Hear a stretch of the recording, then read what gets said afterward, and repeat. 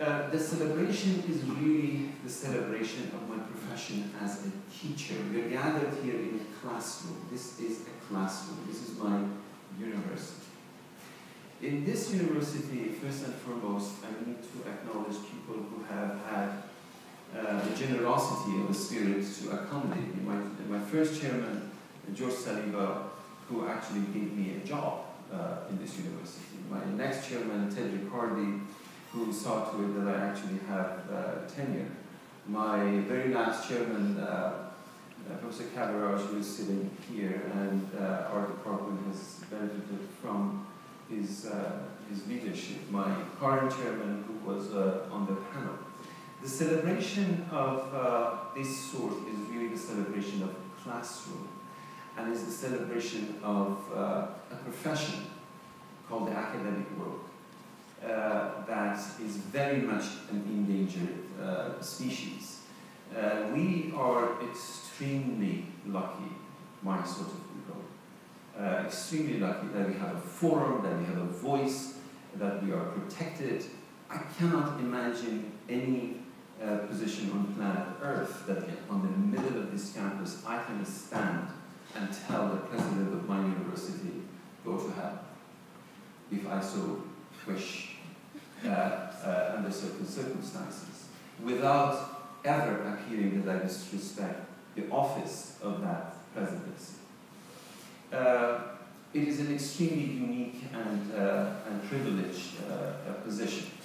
One of the reasons that I think the notions of exilic intellectual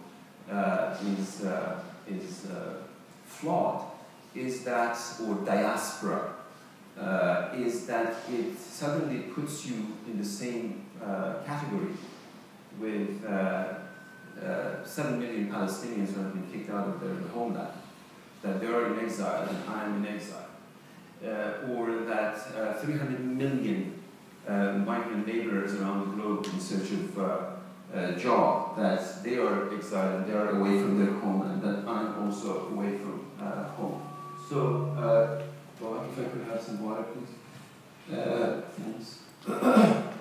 So, the reason that these celebrations are important is really a celebration for the next generation of scholars. My students, our students, Far, Leila, Gulnar,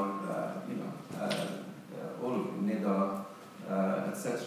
That it is for them that this exercise is done, that it is for them to recognize the sanctity, the inviolable sanctity of the classroom.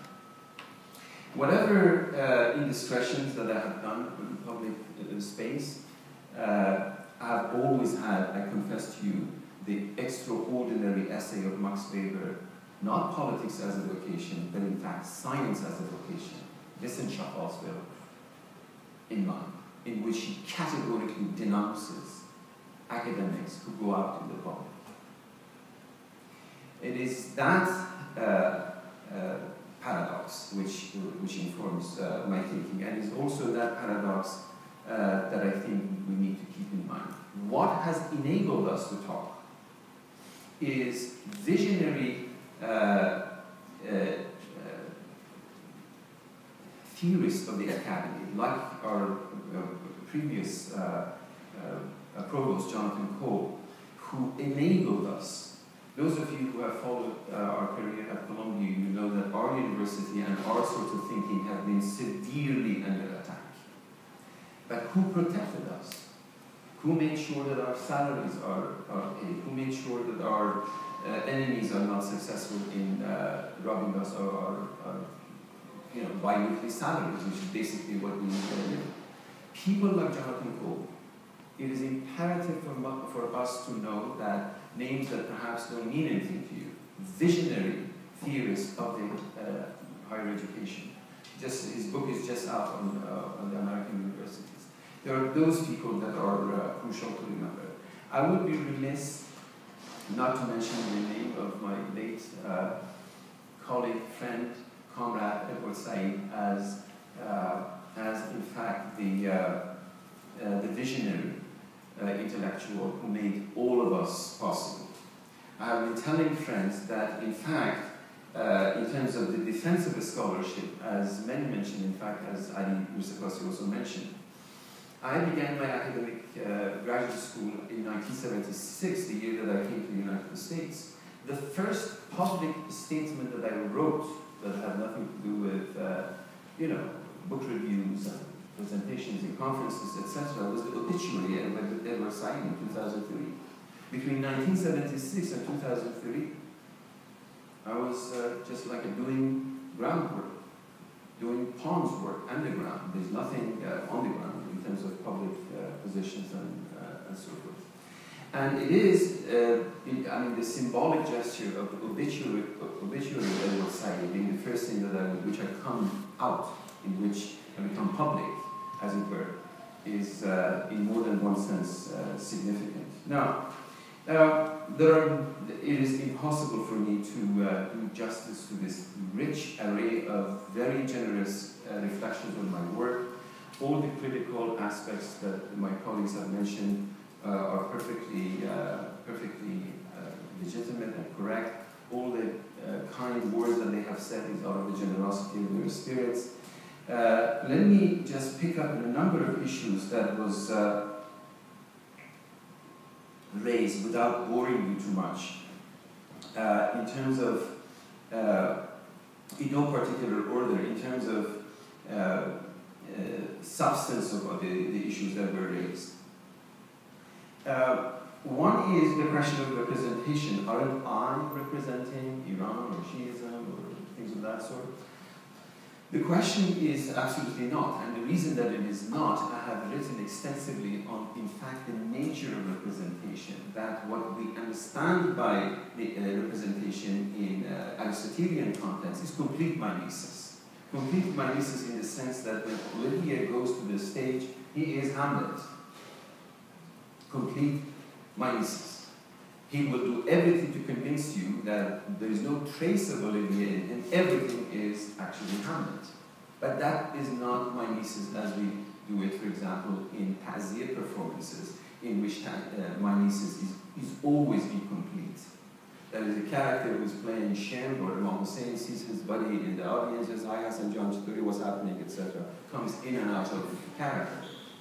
Mimesis is not complete. I remember a few years ago, we had a Ta'ziyah performance here in DC, and my daughter Paris and I were watching. She's in theater, and she was completely baffled. How come this character was supposed to be some, character in the Shia Passion play, walks in and out of the character? Mimesis is not incomplete. This is long before breath. This is long before the alienation effect, etc. It is in the nature of the mimesis that is not complete. So representation in that sense is always incomplete, and it always, in fact, destructs itself. Now, the way that it destructs itself, as somebody said, how come you say Shiism is? Perfectly legitimate question. Now, if you open my book on Shiism, the opening gambit begins by Shiism is, Shiism is, Shiism is. Paris, my eldest daughter, who knows nothing about Shiism, has no reason to know, opened the book, read the first sentence, and said, Kennedy Row, right? Yeah, because she and I are both a student of the Steinbeck, and she knew I am doing Peter Steinbeck, I'm doing Kennedy Row. So, and if you open my Iran book, I'm doing Amos Steinbeck, but I'm doing Grapes of Wrath. Opening gambit is Grapes of Wrath, where I describe the Coral River is really a description of the Napa Valley, in, not Grapes of Wrath, in East of Eden.